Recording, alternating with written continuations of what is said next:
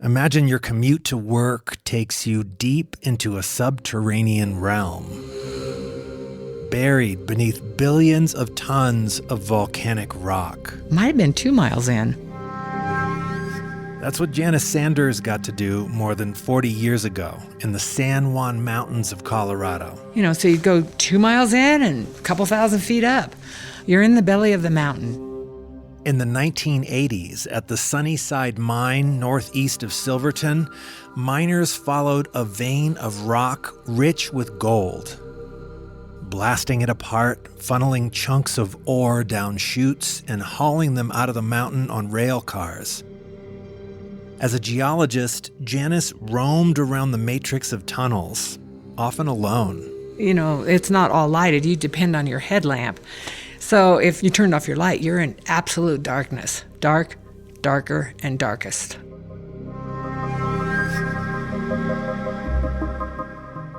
These were some of the final years of hard rock mining in Colorado. But at the time, gold prices were high and the Sunnyside Mine was still going. Janice Sanders' job was to take samples of newly extracted rock. One time she was by herself, heading down a tunnel when she passed a crew of muckers. That's what they call the guys who move ore around inside a mine. There were some muckers. They were loading one of the rail cars with a mucking machine. And sometimes they would have to blast a big rock and stuff. And they're always supposed to watch to make sure nobody had gone past them so that they didn't shoot at the wrong time. What do you mean by shoot? Blast, cause a blast, like to break a rock and stuff. Well, I walked by to go sample beyond them. So they'd seen me, and they shot. They didn't wait till I came out.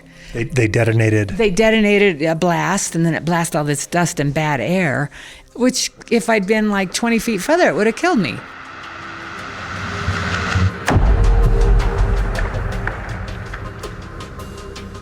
The charge exploded about 30 feet from Janice, and luckily the explosion came from a side tunnel. I was just a bit around the corner, but close enough to get a little blast of rock dust and my helmet blown off. It blew your helmet off? Oh, yeah. But I was uninjured, just like, holy crap, that was close.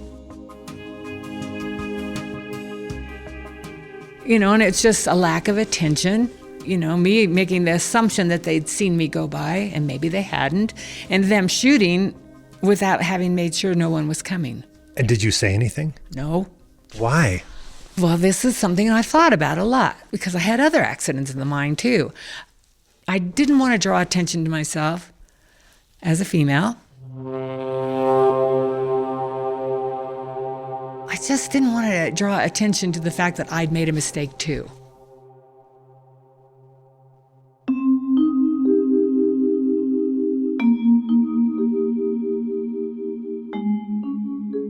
In Colorado's history of hard rock mining, underground work was almost entirely done by men. But by the 1970s and 1980s, companies started hiring a few women, and Janice Sanders was one of them. She loved geology. She loved being underground, but she had to endure a work culture that was sometimes sexist and occasionally even hateful. She never really felt like she belonged. From Magic City Studios and KSUT Public Radio, welcome to Territories, a multimedia podcast and audio time machine.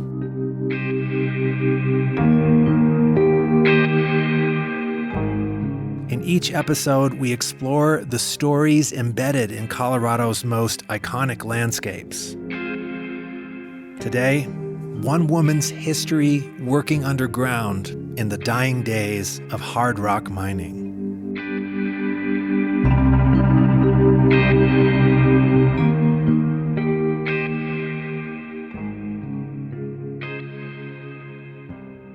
No, a little lighter weight, thank goodness. So you had lighter weight stuff? Yeah, a little narrow rock pick, yeah. The mines around Silverton are all closed now, but you can still catch a glimpse of this lost world in the basement of the San Juan County Mining Heritage Museum. Seeing the diggers hanging there, the yellow pants, I like seeing that. The basement is fashioned to look like an underground mining tunnel. narrow gauge rail lines, iron carts full of ore, and primitive tools made of iron and wood from the early years of silver and gold mining, which drew immigrants from all over the world to Silverton in the late 1800s. And then this right here, this little engine. You can also find relics from the more recent past, too. This is really cool. This is an electric engine. Janice Sanders pats her hand on a boxy yellow machine, steel wheels, 3 feet high, sitting on a stretch of railroad line. This was about the size that we had underground. Like the big engines were at the bottom of the mine.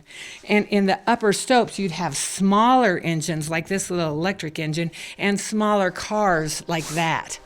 The walls and ceilings are covered with dark plaster, giving the space a cave-like feel. This is really an accurate reproduction of a mine. They've done a great job with the chutes, the stope, the loaded mine car filled with really good ore.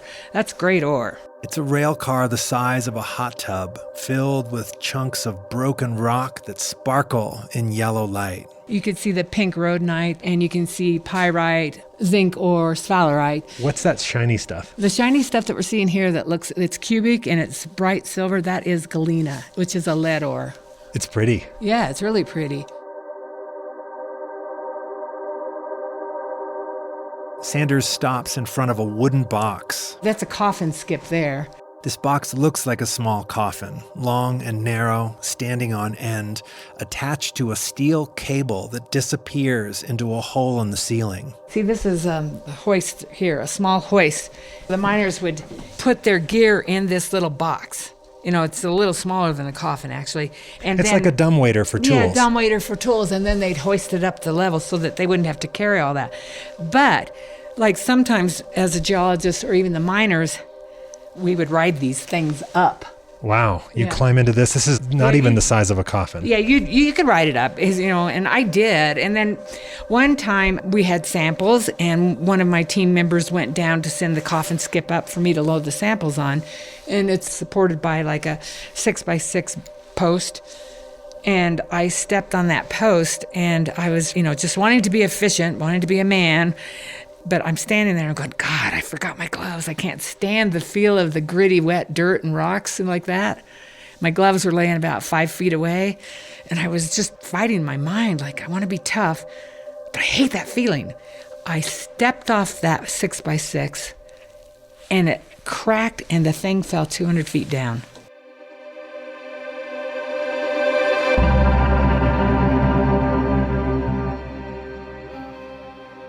So, this was a dangerous job. Yeah, it was a dangerous job. Yeah.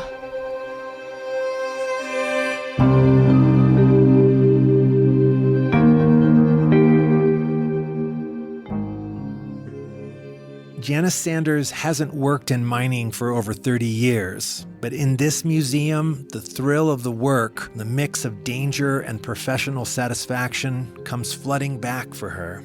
She was still a teenager in junior college when she fell in love with earth science. My first geology class, I finally figured out what I wanted to do. Prior to that, I hadn't any interest in any vocation. And then, I don't know, it just intrigued me. I like to think of it as the karma of geology. Where did it come from? What made all this variance of rocks and rock styles, and how volatile it is, the ground turned upside down and flipped over, And I just loved it. I was so excited by it. It just really generated my interest. Following college and a few short-term jobs, she returned to the San Juan Mountains. I'd already worked at the Sunnyside Mine while I was finishing college as a sampler, going underground and taking samples. So I came back to Silverton, and I got hired on as a full-time geologist. But I think I hit the jackpot. Being here, settling down, working underground. I kind of love the adventure, just wandering around that mine. My job was to go and look where they'd blasted the night before and then go and sample, and I would just go everywhere in the mine by myself.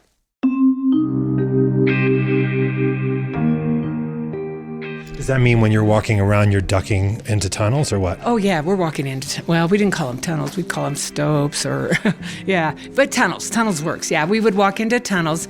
The mine is like a honeycomb or like an anthill. There's tunnels. We'll call them tunnels, going in all directions.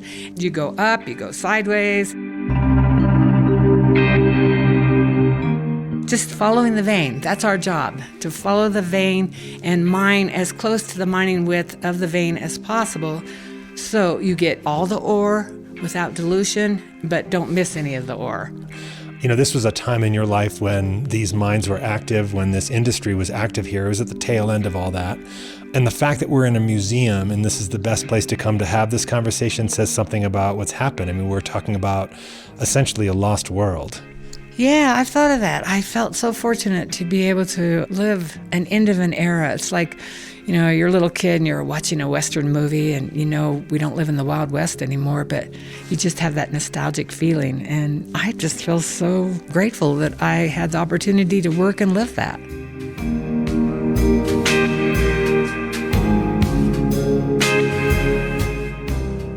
When you look back at this life that you lived, is this lost world lost for ill or mostly for good, or how do you see it? It's kind of a mixed bag. I would say mining went downhill here and other places in the U.S. because of economics. You know, the cost of mining for the return wasn't making a profit. So it was impossible. You know, at that time, gold went to $800 and people went crazy. And then when it dropped again, it just wasn't economic to mine anymore.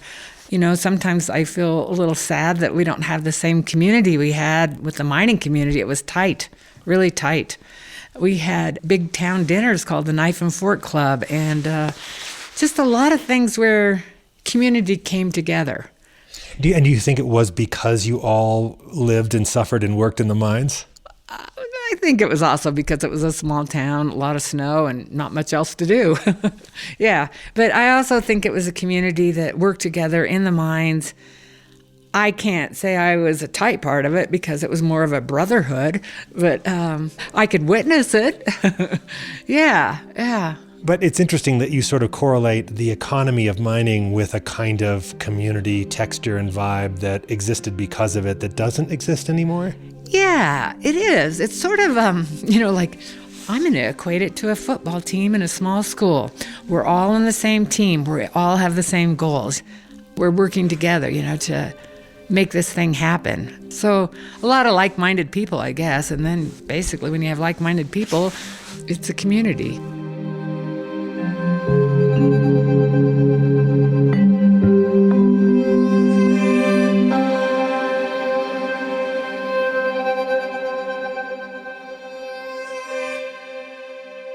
In some ways, Janice Sanders misses that tight-knit community and the adventure of working underground. It was a job that allowed her to fulfill her dream of working as a geologist.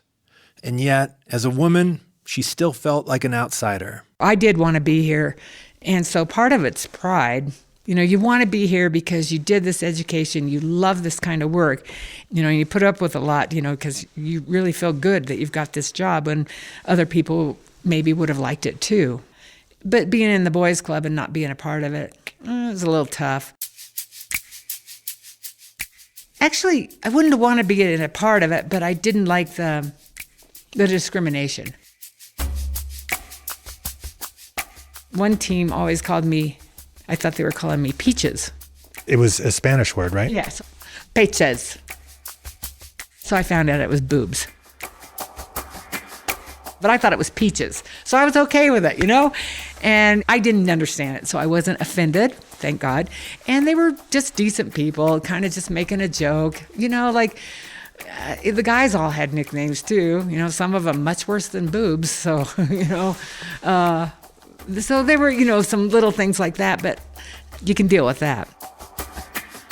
It was difficult for Janice to decode the behavior of the men she worked with underground. Some guys were friendly and professional, but there was hazing, from light, friendly jokes to stuff that had more of an edge. Janice says there were probably men who disliked working with women, but didn't admit that openly. There were also men who made clumsy but earnest efforts to build rapport with her.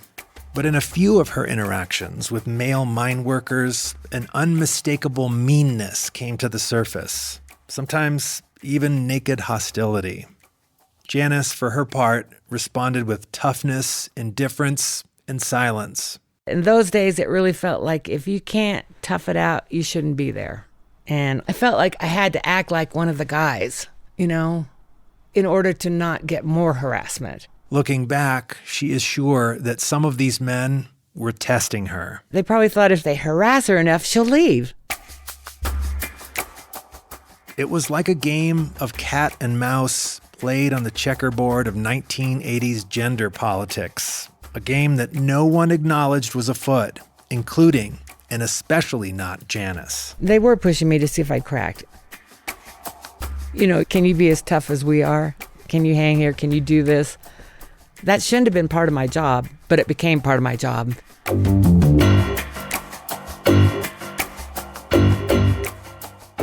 It would start sometimes right at the beginning of the workday, when mine workers gathered at the opening of the tunnel that led into the mine. We all come to work. We're at the opening of the American tunnel. We all get our diggers on. That's what we call those safety outfits, the overalls. We call them diggers. So we put on our yellow pants, our yellow jacket. We get geared up.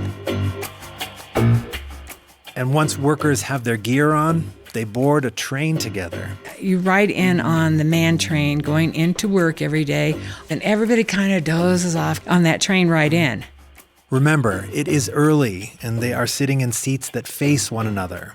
For the train ride in, almost all of the workers turn their headlamps off.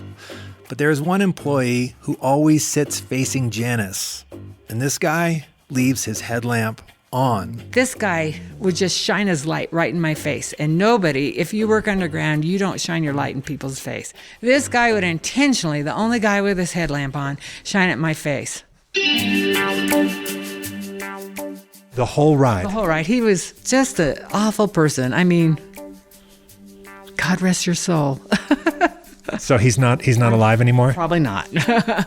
Did you ever talk to him at all? Oh, no. So do you want to name him or no? Yeah, I can name him. His nickname's Shorty.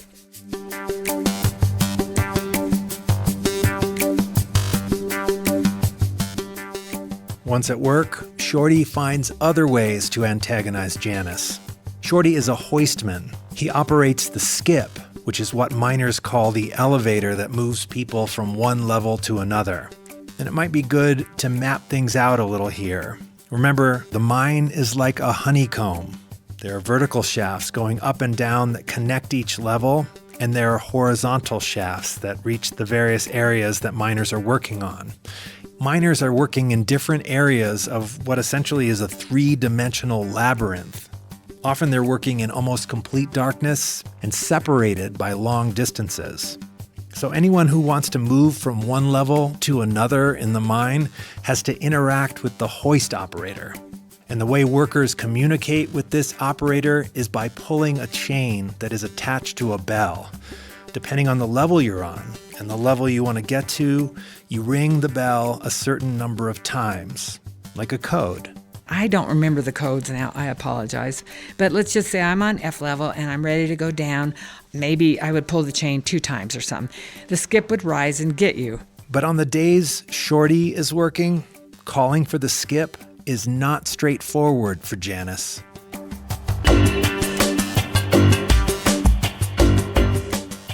If he knew or if he suspected it might be me, he might get the skip up there. I'd get on, he'd drop it a little and then just not move it. So he'd trap you on it.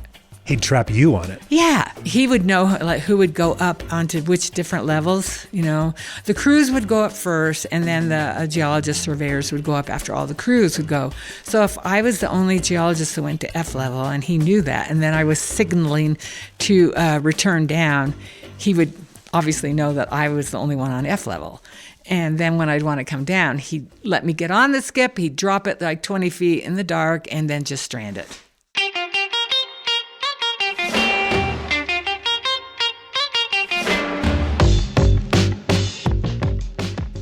And how long would he strand you for? Until somebody else called or, just, 20 minutes maybe. And what would you do? I don't know. I would just wait and get off and get out of there. And you never said anything? You never talked to him? I did not. I never did. Was this another instance of you just not wanting to acknowledge that he'd gotten you in some way? Probably, not letting him know not letting him have the feeling that he won. Yeah, because I don't think he ever did.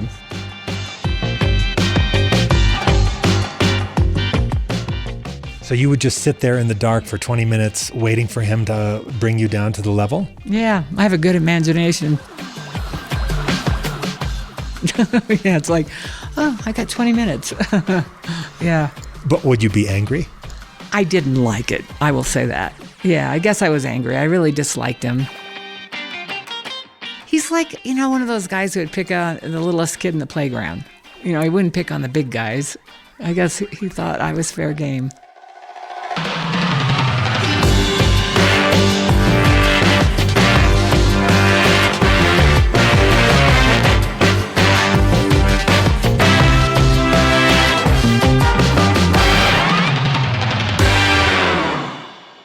Shorty may have been harassing Janice because she was a woman, or maybe not. I thought he was obnoxious to everybody, to tell you the truth. Scott Fetchenheier is Janice Sanders' ex-husband. Back in the 1980s, when they were still married, Scott worked at the Sunnyside Mine too. And he's got a few vivid memories of Shorty. If I remember, Shorty didn't have any teeth, so and I can't remember if he wore his dentures or not. He was pretty ornery, though, kind of a string bean guy, tall. He was tall, but they called him Shorty.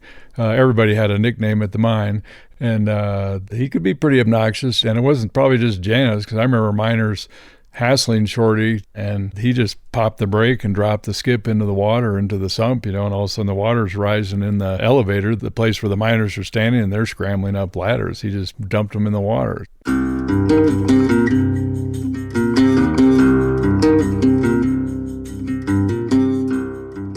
But I didn't know he was hassling Janice, and he was definitely like old school miner, one of these guys that I could just picture being like that, chauvinistic and what's a woman doing in the mine and different things like that. But there are a lot of guys with that attitude.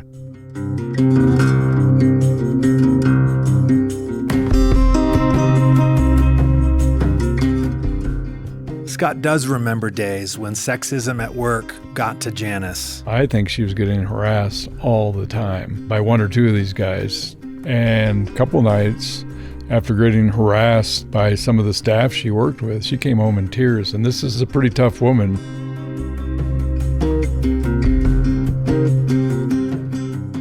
For those women to break into that at that time was really quite something, and for them to stay with their jobs, even with the abuse and catcalls and this and that, I think was pretty brave.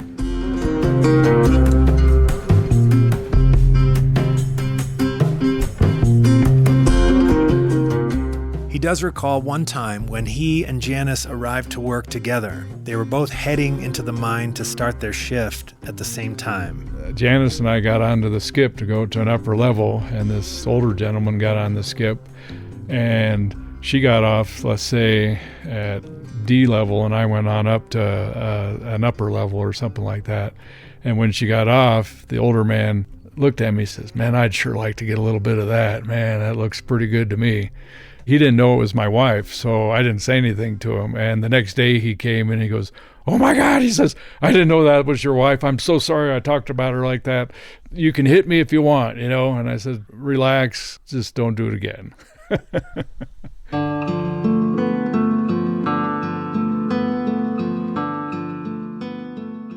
There are thousands of historic black and white photos online taken during the boom years of hard rock mining in Colorado.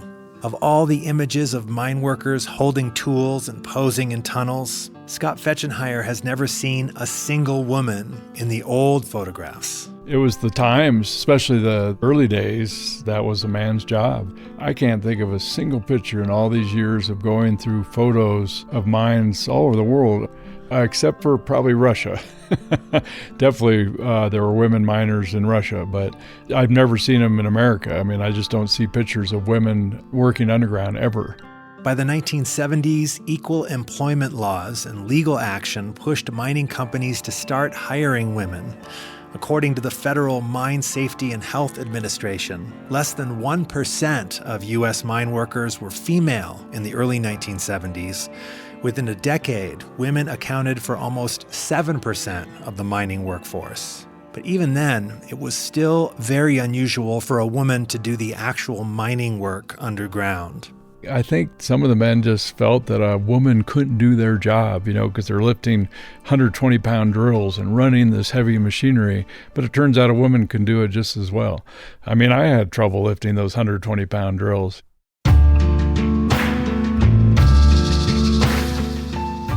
And beyond the belief that women were not capable of doing the work, there were other things that made men uncomfortable. There was this age-old superstition that women in a mine were bad luck.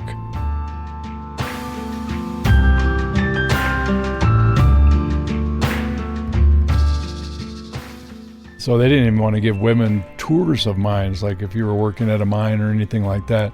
My friend Charlie Ross, who I worked with at the Pride of the West Osceola, I just remember him saying that, we don't want women in the mines, they're bad luck. Well, Charlie invited his wife, she was on him, to take her into his working place. She says, I want to see what you do. He didn't want to do it because he was so superstitious. Edith finally convinced him, and he took Edith into the mine where he was working at, showed her the working area, how he was drilling and different things like that, and all was fine and dandy. Well, the next day, this big slab came off of the wall and fell right across his hand, broke his fingers, and really sliced him bad, and he blamed his wife for that.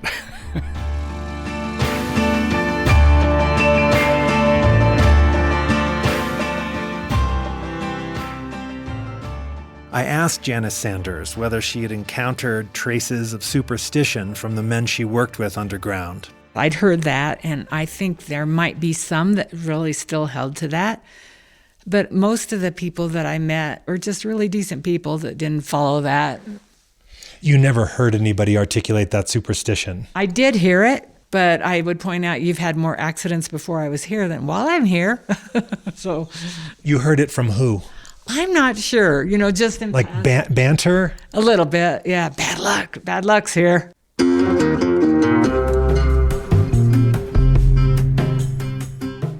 When she was studying geology in the 1980s, women were joining the mining workforce in small but significant numbers. Well, there were a lot of women in my class. There was definitely more men, but it was new.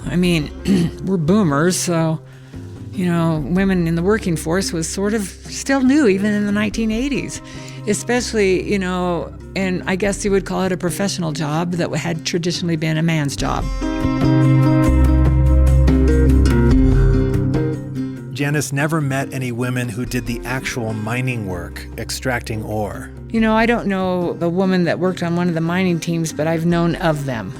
I've heard stories from even some of the guys that I worked with who would talk about, hey, there was this gal, and man, she could carry 2 jack legs, and yeah, it's cool. There were women in mining.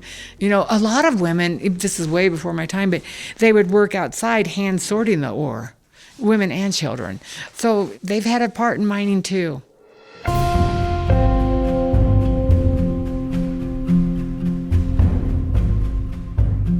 Inside the mine, there was a lighted, heated room they called the doghouse. It was a break room where underground workers could rest and relax during their shift.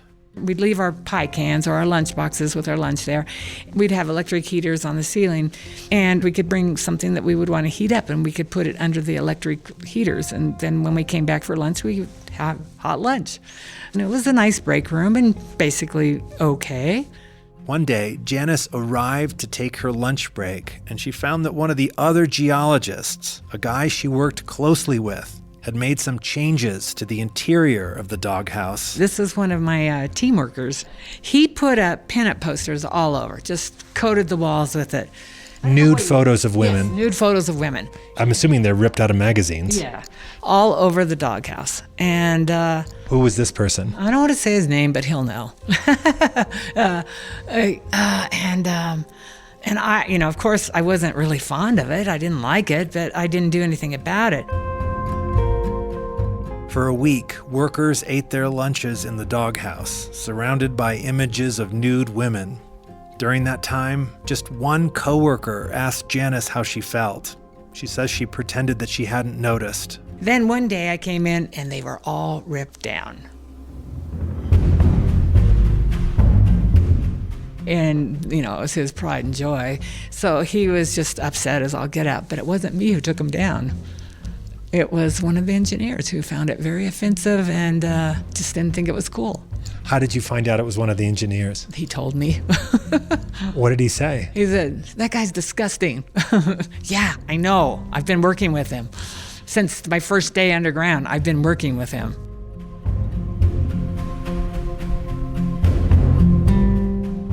I just want to reiterate that there were more good people down there than those few bad eggs. But I just felt like it was a trial by fire every single day. It's like a kid being bullied at school, you just want to get through the day. You want to avoid recess or any situation where you might be isolated with somebody who's going to harass you. There were 3 mine shift bosses then, and 2 of them were awesome.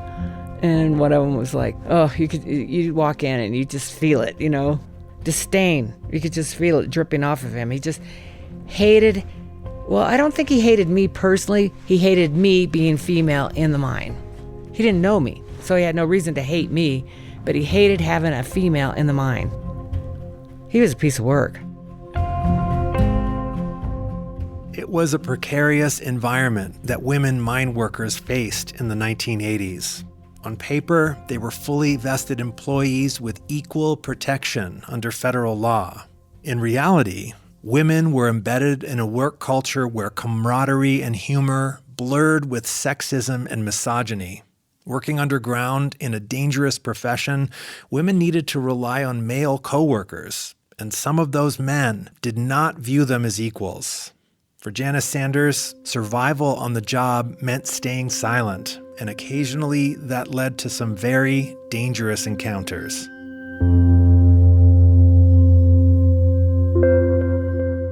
Yeah, there were sometimes I didn't feel safe. High grading went on in this mine. High grading? That would be where, the miners would blast and, they'd see the fresh rock and they would see the glint of gold. You could see free gold.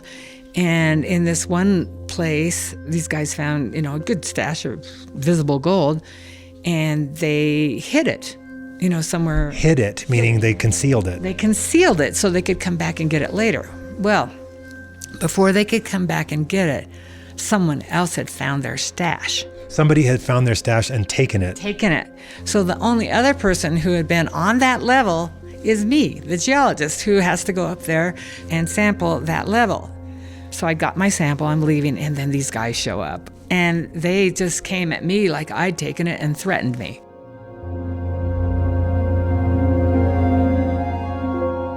And I'm going, I didn't take your gold. And then what happened? Well, they just cornered me. I was out of the stope and, ready to get back on the lift, and they cornered me, asking where their gold was. The guy was kind of aggressive anyway, and he said, "You stole our gold." I kept backing up, and, they were just getting in my face, and they can push you down a hole and make it look like an accident. I got out of there with my life, and without their gold, I didn't take it. I guess they figured out that it wasn't me somehow because they didn't do it the next day. But yeah, it was scary. And who did you talk to about it? I didn't. No one? No.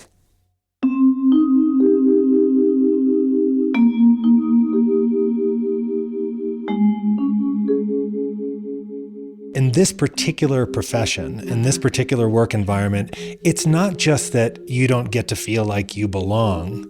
It's that you are in dangerous circumstances where you're an outsider.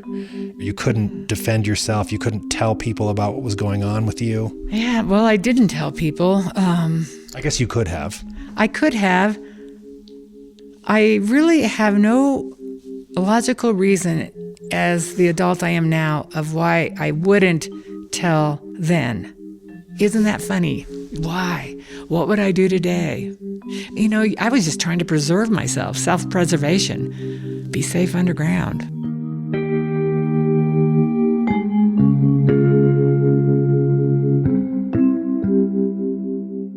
were other women who worked with Janice Sanders at the Sunnyside Mine, but she says she did not talk with female coworkers about sexism and discrimination on the job.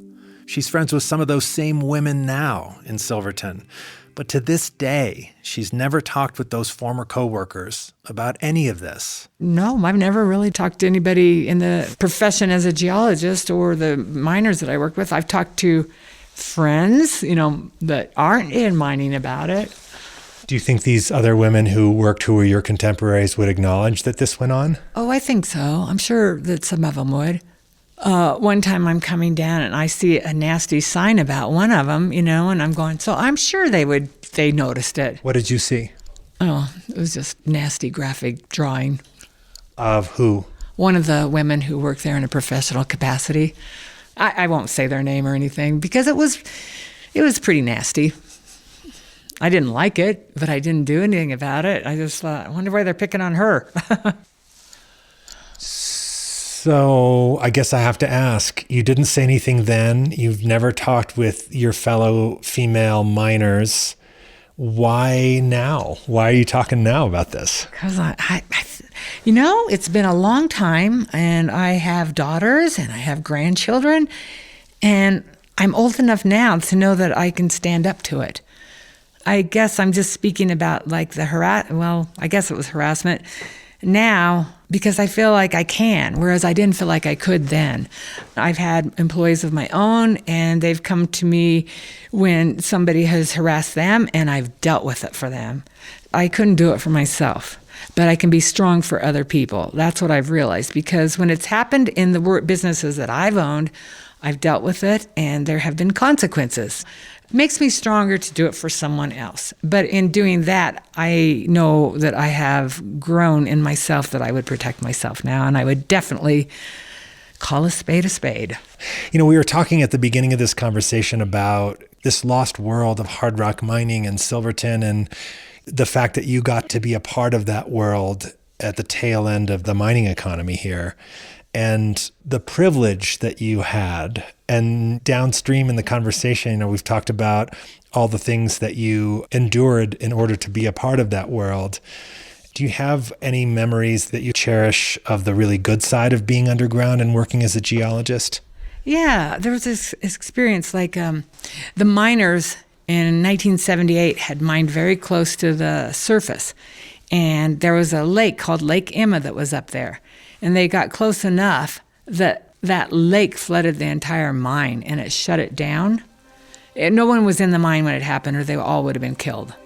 But it flooded the mine. A whole lake just went through it like a bathtub and an anthill. Then when I came to work there, this was after they'd been cleaning up after the flood and stuff, and I got to go up on one of the old levels that they'd worked, 50 years before, and nobody had worked up there. I could find old dynamite boxes and stuff like that, so it was like really going back in time. Here's the thing that made me feel good, because I still felt like the new person, and I'm working in a man's world, but I went up with a partner, and we were going to sample, and we brought a jackleg, that's an air drill, and they're very powerful. Those things can be dangerous. The leg of the hydraulic drill pushes, so you're not just pushing on the rock, but the hydraulic system is pushing onto the rock. The guy that was running it, he was one of my coworkers, it got away from him. And what can happen is that leg can expand up like that and pin you against the back. You could be trapped. Up against the ceiling of the... You could be trapped against the ceiling, a rib, and the drill would just hold you there and nothing you can do. And I was still kind of new, and I kind of froze looking at him trying to control that drill. And I reached down and turned the air off. And I just thought, how did I know how to do that? And that made me feel good, being up there underground and just having some insight come to me. Yeah, that was kind of cool. And what did he say to you when you turned off the jackleg? That was good thinking. So he was appreciative. Oh, yeah. It's interesting that you cherish that memory. Yeah, because I didn't know how I knew how to do it. faced with a difficult, potentially life-threatening situation underground, you did the right thing and you had good instincts. Yeah, I do. I appreciate that experience because it made me feel like I'm in the right place at the right time. I'm okay to be here in this job. I mean, maybe even, dare we say, you belong in this job. I did like it, yeah.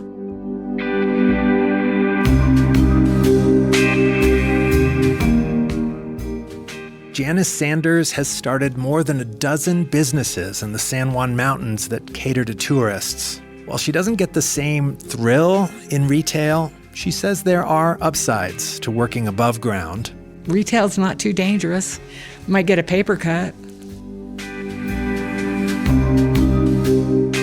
It's not the adventure that mining was. It really was like stepping into a different reality and then coming out every day and going back in the next day. Yeah, I'm really happy I had that opportunity. That's, I guess, what I really want to say. I lived the end of an era. Yeah, and this won't be happening again. Not like it was. Janice Sanders worked in the mining industry for a little more than a decade. She still lives in Silverton, Colorado.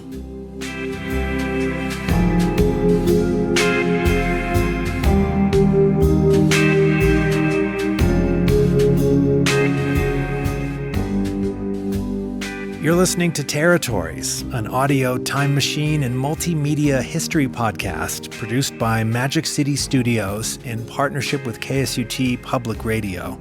Support for Territories comes from the Colorado Housing and Finance Authority and from the Southwest Colorado Local Organizing Committee, working to commemorate Colorado's 150th anniversary of statehood.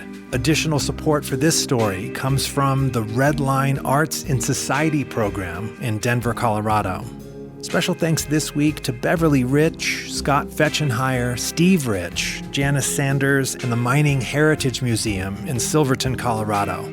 Thanks also go out to Tammy Graham, Ken Brott, and Mark Dugan at KSUT, and to Ellen Roberts and Ellen Babers in Durango for their support of this project. You can find out more about Territories, get involved with the project, and share your story ideas with us by visiting our website, theterritories.net. I'm Adam Burke. The landscape has many more stories to tell. Subscribe wherever you get your podcast, and we'll see you next time for another episode of Territories.